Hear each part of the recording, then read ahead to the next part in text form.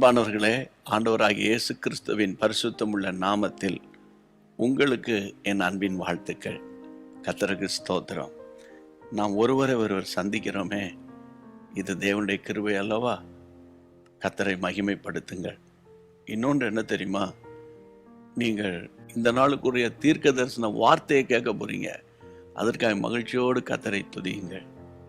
ஆண்டவருக்கு மகிமை உண்டாகட்டும். குடும்பத்தில் இருக்கிறவங்க எல்லாரையும் நினைக்கும் போது நான் கர்த்தரை ஸ்தோத்தரிக்கிறேன்.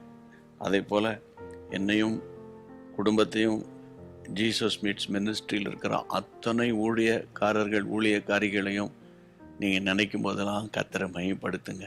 எங்களுக்காக ஜெபிங்க. சரியா? ஆண்டவர் கிருபை செய்வார். வேகமாய் உங்களுக்குரிய வார்த்தைக்கு போவோம். அப்போஸ்தலர் 2ஆம் அதிகாரம் 43ஆம் வசனம். எல்லாருக்கும் பயம் உண்டாயிற்று. அப்போஸ்தலர்களாலே அநேக அற்புதங்களும் அடையாளங்களும் செய்யப்பட்டது. எல்லாருக்கும் பயம் வந்தது.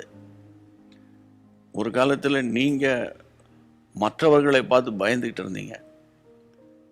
ஒரு காலத்தில் பிரச்சனைகளை பார்த்து பயந்துகிட்டு இருந்தோம். போராட்டங்களை கண்டு பயந்துகிட்டு இருந்தோம். அதுக்கு பேர் பயத்தின் ஆவி.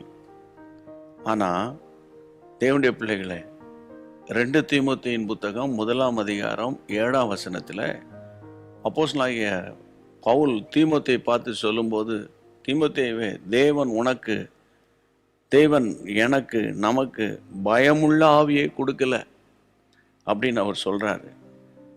அப்போ நமக்குள்ள பெற்றிருக்கிற அபிஷேகம், நீங்க பெற்றிருக்கிற ஆவியானவர் அதாவது பயப்படுத்துகிறவர் அல்ல. அதே நேரத்தில் நீங்கள் வாசிக்கிறீங்க, எல்லாருக்கும் பயம் வந்துச்சுன்றீங்களே, என்னது அப்படின்னா தேவ ஜனங்களை குறித்த ஒரு பயம், அபிஷேகம் பெற்றவர்களை குறித்த ஒரு பயம். ஒரு காலத்தில் அந்த வீட்டில் போய் தங்க முடியாது, அங்கே போக முடியாது, பிசாசு இருக்குது, அது இருக்குன்னு இன்றைக்கு நிறைய பேரை பிசாசு பயப்படுத்தி வச்சுருக்கான்ல.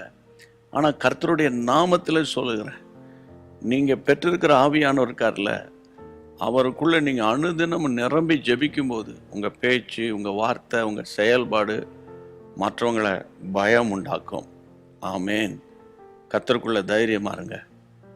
உங்களை அறியாமலேயே நீங்கள் பேசுகிற வார்த்தையில், அப்பா அவங்க மேலே ஆவியான் இருக்கார், அவங்க கடவுள் ஜீவன் உள்ளவர் என்று சொல்லக்கூடிய அளவு கர்த்தர் உங்களை பயன்படுத்த போகிறார். பாருங்கள், உங்கள் விசுவாசமே உலகத்தை ஜெயிக்கிற ஜெயம்.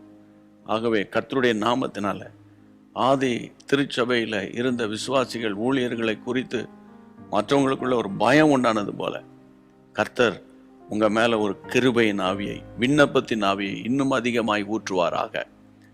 எந்தெந்த விஷயத்தில் நீங்கள் யாருக்கெல்லாம் பயந்துகிட்டு இருந்தீங்களோ, உங்கள் மேலே ஒரு தேவ பிரசன்னத்தை கர்த்தர் ஊற்றி உங்களை வழி நடத்த வல்லவராக இருக்கிறார். அதுதான் இன்றைக்குரிய வார்த்தை. நீங்கள் சாதாரணமானவர்கள் அல்ல பிரியமானவர்களே. உங்கள் மேலே ஒரு பெரிய மாஸ்டர் பிளான் இருக்கிறது. கர்த்தருக்கு ஸ்தோத்திரம். ஜெபிக்கலாமா?